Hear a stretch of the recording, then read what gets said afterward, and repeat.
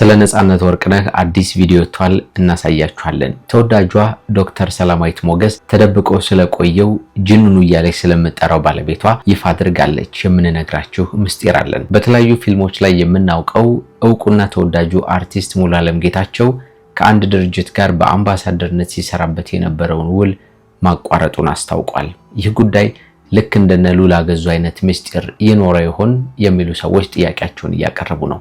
ምንድነው? ለምን ይሆን ያቋረጠው? ሙሌ በዚህ ጉዳይ ላይ ምን አይነት ሐሳብ አስቀምጧል? በዝርዝር እናየዋለን። ዛሬ ከምንመለከታቸው ጉዳዮቻችን መካከል ሌላኛው ግን በጣም የሚያሳዝን ነው። አንድ ግለሰብ የገዛ ፍቅረኛውን ለገንዘብ ሲል ህይወቷን እንዳሳጣው እየተነገረ ነው። ለምንድን ነው ህይወቷን ያሳጣው? በምን አይነት መንገድ ነው ሊገድላት የቻለው? በመጨረሻስ በፖሊስ ቁጥጥር ስር ከዋለ በኋላ ምን አይነት ውሳኔዎች ተላለፉበት የሚለውን ይህንንም ወደ እናንተ እናደርሳችኋለን። በነገራችን ላይ ጉዳዩ በማህበራዊ ሚዲያዎች ላይ በጣም በስፋት ነው እየተዘዋወረ የሚገኘው። ብዙ ሰዎች ሀሳብ አስተያየታቸውን እየሰጡበት ነው። ስለ ጉዳዩ እንመለከተዋለን ማለት ነው። እንደምን ቆያችሁልን የተወደዳችሁና የተከበራችሁ የጎራ ስቱዲዮ ቤተሰቦቻችን፣ በተለያየ ዓለም ክፍል ሆናችሁ እኛን ተቀዳሚ ምርጫ አድርጋችሁ የምታዩን የምታደምጡን ሁሉ ሰላማችሁ ይብዛላችሁ ለማለት እንፈልጋለን። በመጀመሪያ ዛሬ የተለያዩ አነጋጋሪና ወቅታዊ ጉዳዮችን ልንዳስስ ነው። እንዴ የተገናኘ ነው። እናንተ ውድ ተመልካቾቻችን ከምናቀርብላችሁ መሰናዶች ልዩ ልዩ ቁም ነገሮችን ታገኛላችሁ፣ ትምህርትም ትጨብጣላችሁ ብለን እናስባለን። ከመረጃዎቹ ባሻገር ጌታቸው በላይ መሰናዶቹን ወደ እናንተ አደርሳችኋለሁ። እስከ መጨረሻው እንድትከታተሉን በአክብሮት ነው የምንጋብዛችሁ። ድንገት ቻናሉን ሰብስክራይብ ሳታደርጉ የምታዩን ካላችሁ ሰብስክራይብ አድርጉ። ሐሳብ አስተያየታችሁንም በኮሜንት ላይ አስቀምጡልን። ወደ ጉዳያችን እንግባ።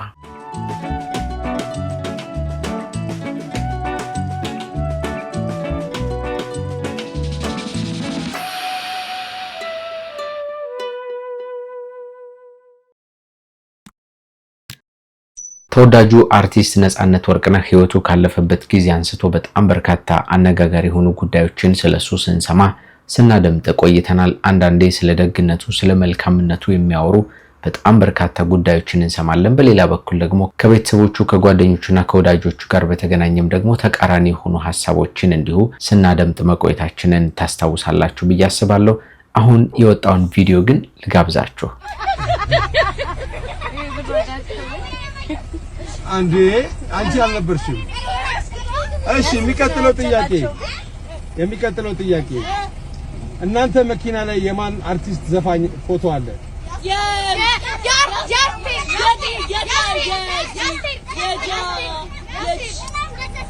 አምስት ሰከንድ። 1 2 3 ጂጂ ጎበዝ።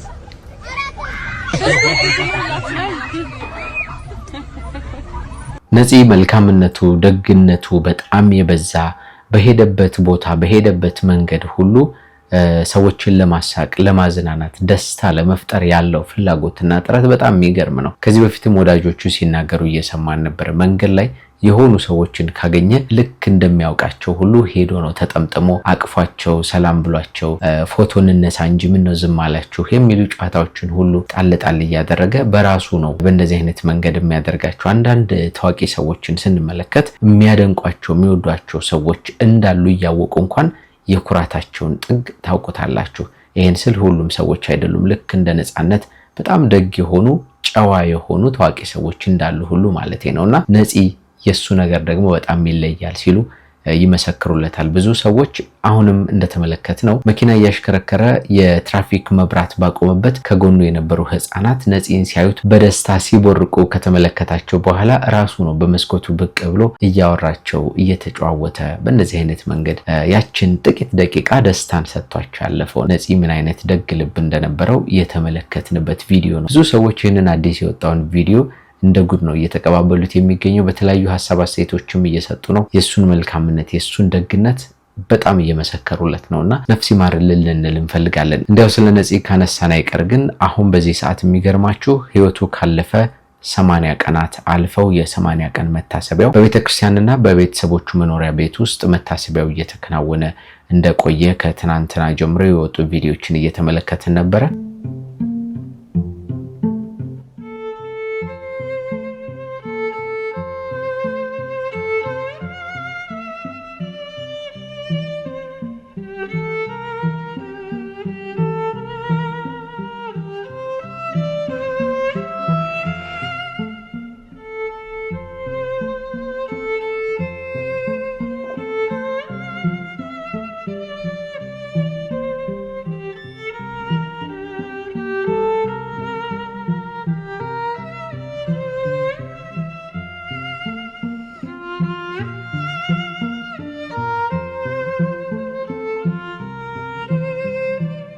ቀኑ ይፈጥናል አይደለ? ትናንት ይመስላል ህይወቱ ካለፈ። ይኸው አሁን 2 ወር አልፎ ወደ 80 ቀናት ተቆጥረዋል ማለት ነው። ሌላው ግን ከነጻነት ወርቅነህ ጋር በተገናኘ እየተነሳ የሚገኘው ጉዳይ እንደምታውቁት በኢቢኤስ ቴሌቪዥን የቤተሰብ ጨዋታ ፕሮግራም በጣም በጥሩ ሁኔታ ነው እየመራው የነበረውና እሱ ካለፈ በኋላ ግን ማን ይተካ ማን ይምራው እየተባለ ኢቢኤስ ቴሌቪዥንም ሰዎችን ጠቁሙ ብሎ ባወጣው ማስታወቂያ መሰረት ብዙ ሰዎች የተለያዩ ግለሰቦችን ሲጠቁሙ ነበረ። አሁን በዋናነት ይሄንን ፕሮግራም ይመሩታል ተብለው በሰዎች ጥቆማ መሰረት የራሳቸውን ብቃትና ክህሎት እያሳዩ የሚገኙ 3 ታዋቂ ሰዎች አሉ። ተዋናይት ንጹህ ኃይሌ በቤቶች ድራማ ሻሼ በሚል መጠሪያ እናውቃታለን። በጣም በርካታ የኪነጥበብ ስራዎችንም የሰራች አርቲስት ናት። ኮሜዲያን ያሲኖ በቅርቡ በጣም አነጋጋሪ በሆኑ ቪዲዮዎች እየተከሰተ የሚገኝ ወጣት ነው። ሌላኛው ደግሞ በዛው በኢቢኤስ ቴሌቪዥን የተለያዩ ፕሮግራሞች ላይ እየተሳተፈ የምናውቀውና በሌሎች የኮሜዲ ስራዎችም ጭምር የሚታወቀው ኮሜዲያን አዝመራው እነዚህ ይገኙበታል። ከነዚህ በተጨማሪ ግን አሁን ደግሞ በቅርቡ ነጻነትን ራሱን የሚመስል ሰው ተገኘ ተብሎ ሰሞኑን ብዙ ሰዎች ይህ ሰው ቢመራው መልካም ነው እያሉ ሐሳባቸውን ሲሰጡበት የነበረ አንድ ግለሰብ አለ። ይሄ ሰው ነው። ትመጣላችሁ ዝነኛና ሀብታም ታዋቂ ትሆናላችሁ፣ ትዋናላችሁ፣ እዚህ ነቀምት እዚህ ትዋኛላችሁ፣ እንደ ድሮ ሶርጋ ሄዳችሁ ማግኘት እዚሁ ይዋኛችሁ፣ ዳይቭ እየገባችሁ በላይፍ ሴቨር ነው። ተበላን አልተበላን ውሃውን ጠጣናል። ከጠጡ ችግር አለው እንደ ዳኒ የለው ችግር የለውም። ጠጡ አለን እዚህ 40 ሺህ ልጅ ታቀር ስላለ እሱ ችግር የለብንም። መጣችሁ ትጠጣለ ማን ነው ትዋኛላችሁ። እማችሉትን እናለማምዳለን። ስፔሻሊ ቺኮች እንደምታዩት ነጻነትን ነው የሚመስለው ካነጋገሩ ከመልኩ ጀምሮ። ከዚያ ውጪ የሚናገርበት መንገድ በራሱ ከነጻነት ጋር በጣም የተመሳሰለ ነገር ስላለው ሰዎች ታዲያ እሱን ከተመለከቱ በኋላ ለምን ይሄ ሰው ፕሮግራሙን አይመራም የሚሉ ጥያቄዎችን እያቀረቡ ነው የሚገኘው። እንግዲህ ይሄን ይመራዋል አይመራውም፣ ይሄንንስ ለማድረግ እና ላለማድረግ ምን አይነት መስፈርቶች አሉ? አንደኛ ቴሌቪዥኑ የሚያወጣው መስፈርት ይኖራል ብዬ አስባለሁ። ሌሎች ምክንያቶች ተጨምረውበት እንግዲህ የመምራትና ያለመምራት ሂደቱን የሚወስኑት ነው የሚሆነው ማለት ነው። እንደ ሰዎች ፍላጎት እንደ ሰዎች ጥቆማ ግን ይህ ሰው ከተወዳዳሪዎቹ መካከል ሆኖ ለምን የነጻነትን ቦታ ተከቶ አይሰራም እየተባለ ነው የሚገኘው። ወደፊት ምን ይፈጠራል፣ ማን ይመራዋል የሚለውን እንግዲህ እንመለከተው ይሆናል። ዶክተር ሰላማዊት ሞገስን ታውቋታላችሁ አይደለ? በተለይ በማህበራዊ ሚዲያ ላይ በጣም በርካታ ተከታዮች አሏት። ከዚህ በተጨማሪ ስማይል የተሰኘ የጥርስ ሕክምና ክሊኒክ ከፍታ ልዩ ልዩ አበርክቶችን እያደረገች ትገኛለች። በተለይ በጣም ታዋቂ የሆኑ አርቲስቶችን ወደ ክሊኒኩ በመውሰድ ጥርሳቸውን እያከመች እንደገና ፈገግታቸውን በአዲስ መንገድ እየመለሰችላቸው የምትገኝ ሰው ናት። እነሱን ብቻ ሳይሆኑ በጣም በርካታ ደንበኞችን በጥሩ አገልግሎት እየሰጠች እንደምትገኝ በልዩ ልዩ መንገድ የተገኙ መረጃዎች ይጠቁማሉ። ከዚህ ባለፈ በጎ አድራጊም ጭምር ናት። በመቄዶንያ የአዛውንቶችን የእናቶችና የአባቶችን ጥርሳቸውን በማከብ በሙያዋ የራሷን አበርክቶም እያደረገች ነው። ብዙ ሰዎች ፈገግታዋን ይወዱላታል፣ የማስታወቂያ ክህሎቷን ይወዱላታል። በእንደዚህ አይነት መንገድ ነው ብዙ ሰዎች እየተከተሏት የሚገኙ። በቅርቡ ደግሞ የተደረገው የሰርግ ስነስርዓቷ ደግሞ በጣም አነጋጋሪ ነበረ። በጣም ትልቅ የሚባል ድግስ ነበር። ከአሜሪካ አንስተው ኢትዮጵያ ድረስ የመጡ በጣም በርካታ ታዋቂ ሰዎችም እንደነበሩ እናስታውሳለን በሰርጓ ላይ። ለማንኛውም የሰርግ ሂደቷ ካለፈ በኋላ ግን ብዙ ሰዎች ለምንድነው ባለቤቷን እማናየው፣ ለምንድነው ማየት ያልቻልነው እያሉ ሲጠይቁ ነበረ። በመጨረሻ ያን የተደበቀውን ባሏን ይፋ አድርጋለች። በዚህ ሰዓት በሰይፉ ፋንታሁን ሾው ላይ በመቅረብ ስለ ባለቤቷ አውርታለች። ኩራቱና ወንዳውንደነቱ እንደሳባትን በፈገግታ ጭምር ነው የተናገረችው። በዚህም ሳቢያ ጅንኑ ብላ እንደምትጠራው ተናግራለች። በወቅቱ ባለቤቷ ይፋ ያልተደረገበትን ምክንያት ተናግራለች። የግል ህይወታችንን አውጥተን መነጋገሪያ ላለመሆንና ትኩረት ላለመሳብ ነበረ ያንን ያደረግነው ደበቅ ለማለት የሚል ሐሳቧን አስቀምጣለች። እንግዲህ ከቅርብ ጊዜያት ወዲህ ታዋቂ ሰዎች ጋብቻ ስነስርዓታቸውን በሚያደርጉበት ጊዜ ፎቶዎቹ በተለየ ባለቤታቸው ፎቶዎች እንዳይታዩ ወንድ ከሆነ የሴቷ ሴት ከሆነች ደግሞ የወንዱ ፊታቸውን የመደበቅ ነገር ይታያል። ይህ ደግሞ ከቅርብ ጊዜያት ወዲህ በተለይ በተለያዩ ታዋቂ ሰዎች ላይ እየደረሰ የሚገኘውን ስለ ትዳራቸው ጣልቃ የመግባት ነገር ለመከላከል የሚመስል ነው። አንዳንዶቹ ደግሞ ፍላጎታቸው ስለማይሆን ማህበራዊ ሚዲያ ላይ መውጣቱ ታዋቂ መሆኑን ስለማይፈልጉት በዛ መንገድ እንደሚከናወኑ ነው የተሰማው። ለማንኛውም የእሷ ግን በእንደዚህ አይነት መንገድ ይፋ ሆኗል ማለት ነው።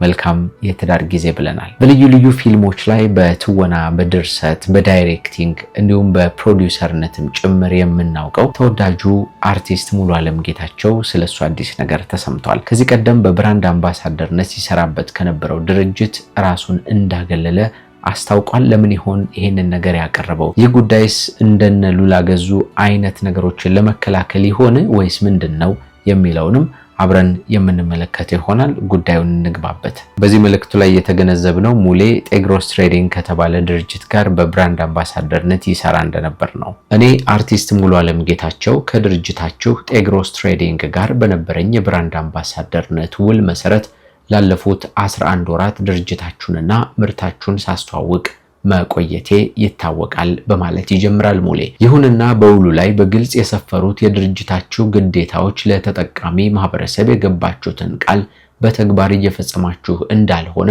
በተደጋጋሚ ለማረጋገጥ ችያለሁ። ይህ የድርጅቱ መርህ አልባ አካሄድም ከኔ የግል ህሊና ከሙያ ስነ ምግባር ከህዝብ ጥቅም አንጻር በቀጥታ የሚጋጭ ሆኖ አግኝቻለሁ በማለትም ይናገራል። በመሆኑም ከሙያ ስሜና ድርጅታቸው የገባውን ቃል ባለመፈጸሙ ምክንያት በተዋዋልነው ውል መሰረትም የውል ጥሰት ስለሚያስብለው ይህንን መነሻ በማድረግ የብራንድ አምባሳደርነት ውሌን ከመጋቢት 25 ቀን 2018 ዓ.ም ጀምሮ በይፋ ማቋረጤን አሳውቃለሁ ሲልም ጨምሯል። ሙሌ በነገራችን ላይ የሥራ ማቆም ሐሳቡን ብቻ አይደለም በዚህ መልእክቱ ላይ ያስተላለፈው። እስካሁን በሰራውባቸው ወራት ምንም አይነት ክፍያ ስላልተከፈለኝ ይህ ድርጅት በአስቸኳይ ክፍያውን እንዲፈጽምልኝና በውሉ መሰረት እስካሁን የሰራውባቸውን ክፍያዎችን እንዲያደርግልኝ እጠይቃለሁ በማለትም ሐሳቡን አስቀምጧል። የካሳ ጥያቄን በተመለከተ በድርጅቱ የአሰራር ጉድለት ምክንያት በስሜና በዝናዬ ላይ ለደረሰው ማህበራዊ ኪሳራ ተመጣጣኝ ካሳ የመጠየቅ መብቴ በሕግ የተጠበቀ መሆኑንም አሳውቃለሁ ይላል።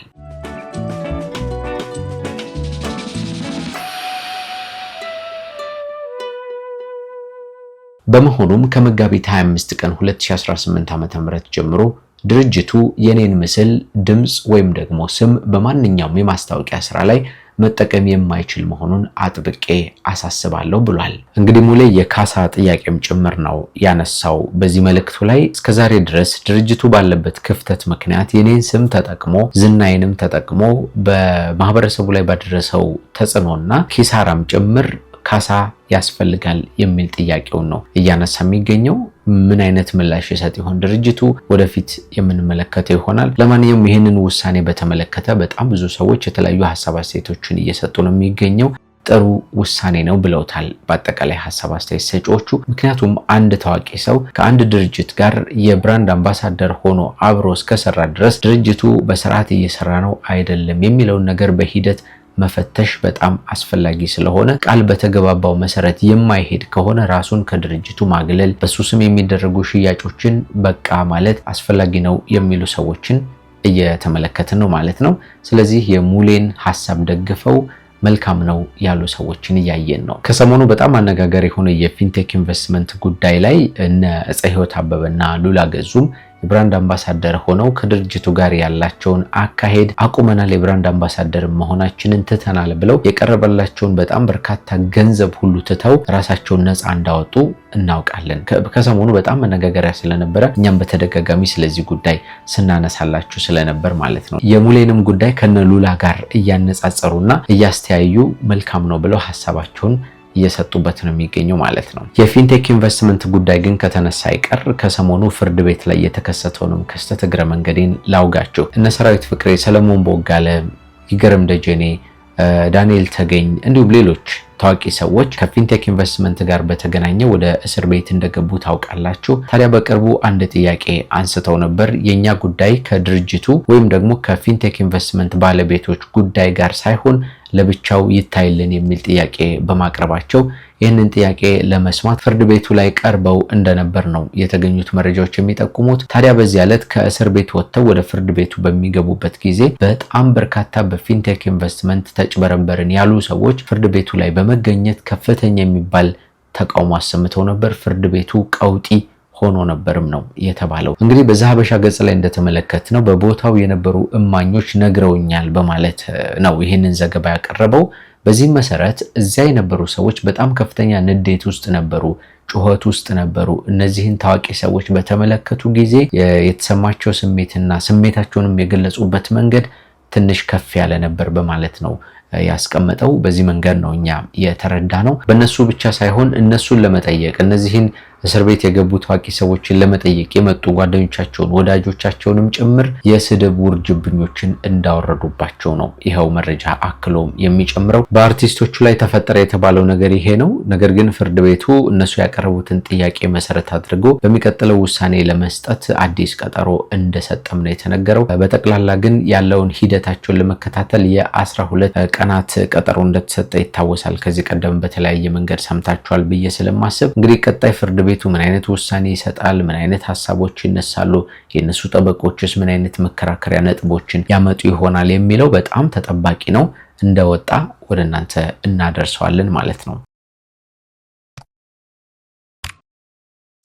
በመግቢያ ላይ ካነሳውላችሁ ነጥቦች መካከል በጎንደር ከተማ የተፈጠረ አንድ ዘግናኝ ወንጀል አለ። ይሄንን ወንጀል ተከትሎ ጉዳዩ ከወጣ በኋላ በማህበራዊ ሚዲያ ላይ በጣም መነጋገሪያ ሆኗል። ብዙ ሰዎች ሀዘናቸውን እየገለጹ ነው። የሟቿ ቤተሰቦችም ከፍተኛ የሚባል ሀዘን ውስጥ እንደሰነበቱ ተነግሯል። እቺ ልጅ ላይ የነፍስ ማጥፋት ወንጀል ፈጽሟል የተባለው የገዛ ፍቅረኛዋ ነው ጉዳዩን በጣም አነጋጋሪ እንዲሆን ያደረገው። በዚህም ሳቢያ ሰውየው በፖሊስ ቁጥጥር ስር ውሎ ፍርድ ቤት ሲመላለስ ቆይቶ በመጨረሻም ውሳኔ ተወስኗል። ለመሆኑ ለምንድን ነው የገዛ ፍቅረኛውን የገደላት? ምን አደረገችው? በመጨረሻስ ምን አይነት ውሳኔ ተወሰነበት የሚለውን ሙሉ ዝርዝሩን መረጃ አስከትዬ ልንገራችሁ። በጎንደር ከተማ በአንዲት ወጣት ላይ ዘግናኝ ወንጀል የፈጸመው ግለሰብ በጽኑ እስራት እንዲቀጣ ሆኗል ይለናል ያገኘነው መረጃ። በጎንደር ከተማ ማራኪ ክፍለ ከተማ ውስጥ በአንዲት ወጣት ላይ አሰቃቂ የህይወት ማጥፋትና የዝርፊያ ወንጀል የፈጸመ ግለሰብ በህግ ቁጥጥር ስር ውሎ የቅጣት ውሳኔ ነው የተላለፈበት ነው የተባለው። የማዕከላዊ ጎንደር ከፍተኛ ፍርድ ቤት እንደገለጸው ተከሳሹ በ25 ዓመት ጽኑ እስራት እንዲቀጣ ወስኖበታል። ተከሳሹ ብሩክ ደጀን ሲሳይ ተብሎ የሚጠራ ሲሆን አንዳንዶች ደግሞ ሰለሞን እያሉ እንደሚጠሩትም ነው መረጃዎቹ የሚጠቁሙት። ሟቿ ደግሞ ጥጋብ ሙላት ተብላ ትጠራለች። ቤተሰቦቿና የቅርብ ሰዎቿ እናንዬ እያሉ ነው የሚጠሯት። የፍቅር ጓደኛዬ ትሆኛለሽ በሚል በመስማማት ግንኙነት ከጀመሩ በኋላ ዋና ዓላማው ግን በባንክ ያላትን ገንዘብና የያዘችውን ስልክ መዝረፍ እንደነበር ነው የተረጋገጠው ይለናል መረጃው። ድርጊቱ የተፈጸመበትን መንገድ አስከትለን እንመልከተው።